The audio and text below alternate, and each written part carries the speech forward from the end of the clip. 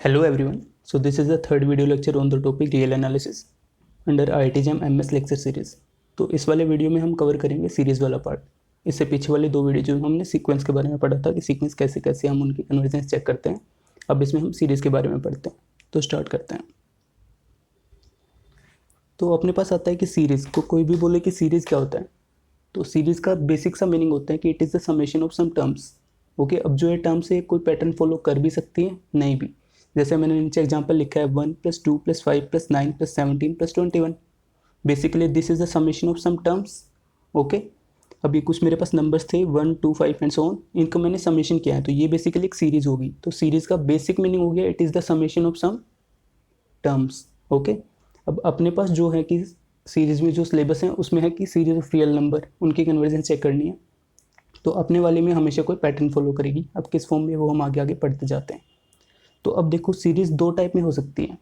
Okay, जैसे ऊपर मैंने एग्जांपल लिखा है 1 + 2 + 5 + 9 एंड 21 तक। ओके, अब ये वाली जो सीरीज है ये एक फाइनाइट सीरीज है। अपने पास नंबर्स पता है कि 1 2 3 4 5 6 छः नंबर्स हैं। ये फाइनाइट सीरीज होगी कि 6 आइटम्स का समेशन है ये, तो फाइनाइट सीरीज होगी। अब हमारे टॉपिक क्या है, convergence of A series. Okay, अब देखो कन्वर्जेंस ऑफ ए सीरीज, अब जो भी अपने पास फाइनाइट होगी, ठीक है, अगर फाइनाइट सीरीज होगी अपने पास, तो फाइनाइट सीरीज में हमें पता है कि टर्म कौन कौन सी है और हमें पता है फाइनाइटली कि वो टर्म्स ये ही है। अब उनका मैं समेशन निकालूंगा तो वो एक पर्टिकुलर वैल्यू दे देगा अपने को। तो यहाँ से हम देख सकते हैं कि जो फाइनाइट सीरीज होती है वो हमेशा कन्वर्जेंट होती है। ओके, तो अपने सिलेबस में हमें क्या पढ़ना होगा, convergence of infinite series. Okay, तो अब देखते हैं इनफाइनाइट सीरीज के बारे में, बाकी देखते हैं। ओके, तो डेफिनेशन में क्या है, let A and B a sequence of real number, कि कोई अपने पास सीक्वेंस थी ए एन रियल नंबर की। अब ए एन को मैं एक्सपेंड करके लिखता हूँ तो A1, A2 dot dot dot A N and so on. Okay, ये सीक्वेंस होगी। Then summation of A N is series of real number. ठीक है, जो एक सीक्वेंस थी, एक पैटर्न फॉलो कर रही होगी सीक्वेंस, उस सीक्वेंस की सारी टर्म्स को अगर मैं समेशन की फॉर्म में लिख देता हूँ तो वो एक सीरीज होती है रियल नंबर की। अब हमें इसकी कन्वर्जेंसी चेक करनी है। ओके, अब नीचे मैंने स्टार करके लिखा summation i = 1 to n ui। ये फाइनाइट हो गई कि i की वैल्यू 1 से लेके n तक जा रही है। अब फाइनाइट सीरीज है तो हमें पता है कि हाँ टर्म्स पता होंगी कि u1 ये है, u2 ये है और un ये है। अब फाइनाइट है तो उन सब का समेशन हम ले सकते हैं। तो finite series are always convergent. ये मैंने पॉइंट यहाँ पे नोट करके लिखा है। इसके बाद अपने पास चीज़ आती है, हमें इनफाइनाइट सीरीज़ के बारे में पढ़ना है कि इनफाइनाइट सीरीज़ कब कन्वर्जेंट होंगी कब नहीं होंगी। ओके, तो उस पे आते हैं। तो यहाँ पे है मेरे पास summation of u n n = 1 to ∞, एक सीरीज़ होगी। ओके, अब इसको चेक करना है कि कन्वर्जेंट है या नहीं है। तो अपने पास सबसे पहले एक मेथड होता है सीक्वेंशियल मेथड। ठीक है, सीक्वेंशियल मेथड तो बेसिक सा मीनिंग है इसका, दूसरे फॉर्म में लिखते हैं कि पार्शियल सम मेथड। ओके, इस मेथड में हम करेंगे क्या, अभी जैसे इसका नाम ही बोल रहे हैं कि सीक्वेंशियल मेथड। ठीक है, तो बेसिक वर्ड्स में क्या देख सकते हैं हम कि सीरीज जो अपने को दी गई है इसको हम सीक्वेंस की फॉर्म में लिखेंगे। अब कैसे लिखेंगे वो देखते हैं, या फिर पार्शियल सम के फॉर्म में लिखेंगे। तो फिर मैंने लिखा if summation U N be a series of real number. ठीक है, कि मेरे पास समेशन यू एन एक सीरीज है रियल नंबर की। उसके बाद मैंने लिखा एस एन को मैंने डिफाइन किया एक। ठीक है, अब एस एन कैसे डिफाइन किया, u1 + u2 + dot dot dot un।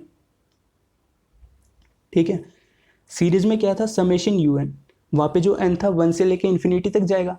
अब मैंने उसकी nth टर्म का समेशन ले लिया तो और उसको लिख दिया एस एन।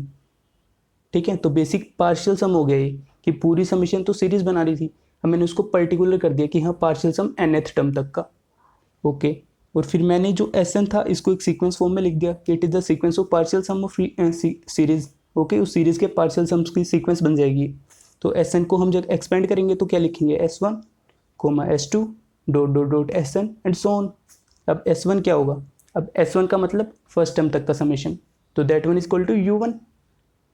S2 क्या होगा, U1 + U2।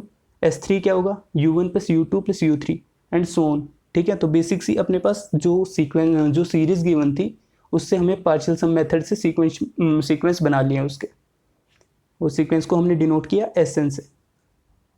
ओके, अब इसके वर्किंग रूल पे आते हैं कि हम इस पर काम करेंगे कैसे। तो यहाँ पे हमें बताया गया है कि जो सीक्वेंशियल मेथड है इसका हम यूज़ करेंगे, तो इसमें हमें बोला गया है कि जो समेशन यू आई है, बेसिकली जो सीरीज़ थी और जो अपने पास सीक्वेंस बनी है एस एन, जो पार्शियल सम पार्शियल सम की सीक्वेंस बनाई हमने, इन दोनों का नेचर सेम होता है, these are identical in nature. Okay, अब देखो हमें सीक्वेंस की कन्वर्जेंस पढ़ रखी है, ठीक है, सीक्वेंस की कन्वर्जेंस हमें पता है। अब इसने बोला कि इन दोनों का नेचर आइडेंटिकल होता है, तो जो सीक्वेंस अगर कन्वर्जेंट होगी तो सीरीज भी कन्वर्जेंट होगी, अगर सीक्वेंस डाइवर्जेंट होगी तो सीरीज भी डाइवर्जेंट होगी। ओके, अब इस पे देखते हैं कि एग्जाम्पल करके लिखा हुआ है मैंने, तो इस एग्जाम्पल से इसको देखते हैं कि ये सोल्व कैसे होता है। तो मेरे पास सीरीज गिवन थी summation n equal to 1 to infinity 1/n n+1। Okay, अब जो यहाँ पे मेरे पास समेशन के अंदर टर्म लिखी गई है ये है समेशन ऑफ un। तो un को मैंने लिखा, जब हम ये un बन रहा है 1/n n+1, इसको मैंने ब्रेक करके लिखा तो ये बनता है 1/n माइनस 1/n+1। ओके, अब पार्शियल सम का मतलब क्या था, Sn, तो Sn equal to u1 plus u2 plus dot dot dot un। Okay, तो फिर मैंने u1 की वैल्यू डाली यहाँ पे, u2 की डाली, क्योंकि ऊपर से मेरे को un पता है, ठीक है। तो जैसे जैसे मैं इसको सोल्व करता गया तो यहाँ पे मेरे को Sn की वैल्यू पता चल गई 1 माइनस 1/n+1। ओके, तो बेसिकली जो अपने पास सीरीज थी उससे मैंने पार्शियल सम से लेके एक सीक्वेंस बना दिया, ठीक है। उस सीक्वेंस की nth टर्म में जो Sn है वो है 1 माइनस 1/n+1। और अभी हमने पढ़ा है कि जो Sn सीक्वेंस बनी है यहाँ पे पार्शियल सम वाली और जो सीरीज थी, इन दोनों का नेचर सेम होता है, दीज आर आइडेंटिकल। ओके, अब सीक्वेंस के बारे में हमने क्या पढ़ा था कि एक सीक्वेंस कन्वर्जेंट कब होती है, एक सीक्वेंस कन्वर्जेंट कब होती थी, अगर हम उसके हाईएस्ट डोमेन की हाईएस्ट वैल्यू पे उसकी वैल्यू निकालते हैं, वो फाइनाइट आ जाती है।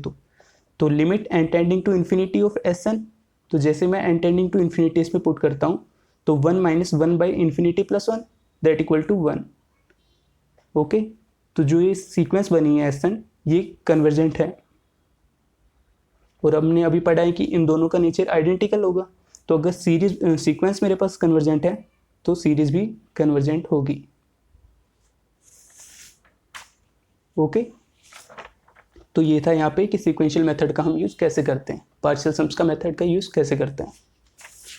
ओके, इसके बाद मैंने कंटिन्यू करके कुछ लिखा हुआ है, इसको पढ़ते हैं। अब इसमें क्या बताया गया है, तो ये कह रहा है कि अपने पास कोई सीक्वेंस थी an, ठीक है, और मेरे पास कोई सीरीज होगी समेशन ऑफ an। ओके, एक सीक्वेंस थी उससे मैंने एक सीरीज बना ली। अब इसने बोला कि if series is convergent sequence of partial some is convergent. Okay, जो हमने पीछे अभी मेथड से देखा है कि अगर पार्शियल सम कन्वर्जेंट होगा तो सीरीज कन्वर्जेंट होगी, कन्वर्स इज ऑल्सो ट्रू है। ओके, तो अभी देखो अगर मैं बोल रहा हूँ कि सीरीज कन्वर्जेंट है तो पार्शियल सम भी कन्वर्जेंट होगा, तो Sn जो सीक्वेंस बनेगी, पार्शियल सम की सीक्वेंस बनेगी, that must be converging to some point L। Okay, तो उसके बाद मैंने लिखा n टेंडिंग टू इन्फिनिटी पे Sn going to L। Okay, इसके साथ ही अगर मैं जब कन्वर्जेंसी हम पढ़ते हैं तो n पॉइंट पे और n-1 पॉइंट पे नियरली वो कन्वर्ज कर जाती है, तो summation limit n tending to infinity of Sn equal to n and also limit n tending to infinity Sn-1 is L। Okay, अब Sn क्या है अपने पास, Sn को हम एक्सपेंड करके लिखते हैं तो क्या बनेगा, ये a1 plus a2 plus dot dot dot an। Okay, ये हो गया अपने पास Sn, और Sn-1 क्या बनेगा, a1 plus a2 plus dot dot dot an-1। तो Sn में एक टर्म ज़्यादा होगी Sn-1 से। अब इन दोनों की लिमिट जा रही है अपने पास L के ऊपर, फिर मैंने लिखा Sn माइनस Sn-1। ओके, तो लेफ्ट हैंड साइड में तो बन गया Sn माइनस Sn-1। ओके, अब राइट हैंड साइड में कौन सी टर्म बचेगी, इक्वल टू an। ओके, अब मैं दोनों साइड पे लिमिट लगा रहा हूँ, limit n tending to infinity Sn minus Sn-1, और राइट साइड में limit n tending to infinity an। ठीक है, अब देखो ये लिमिट की प्रॉपर्टी यहाँ पे यूज हो जाएगी, limit n tending to infinity Sn minus limit n tending to infinity Sn-1 equal to limit n tending to infinity an। ठीक है, अब limit of Sn n tending to infinity पे value होगी L, limit of n tending to infinity Sn-1 पे कहाँ होगी, L। तो basically left hand side में 0 आ गया, this one equal to limit of n tending to infinity an। ठीक है, तो यहाँ से हमें क्या पता चला है कि कोई भी सीक्वेंस जिससे हम सीरीज बना रहे हैं, अगर हमारे पास वो सीरीज कन्वर्जेंट होगी तो उस सीक्वेंस की nth टर्म या फिर वो सीक्वेंस 0 पे कन्वर्ज करनी चाहिए। ओके, तो ये था बेसिकली अपने पास सीरीज क्या होती है और सीक्वेंशियल मेथड क्या होता है।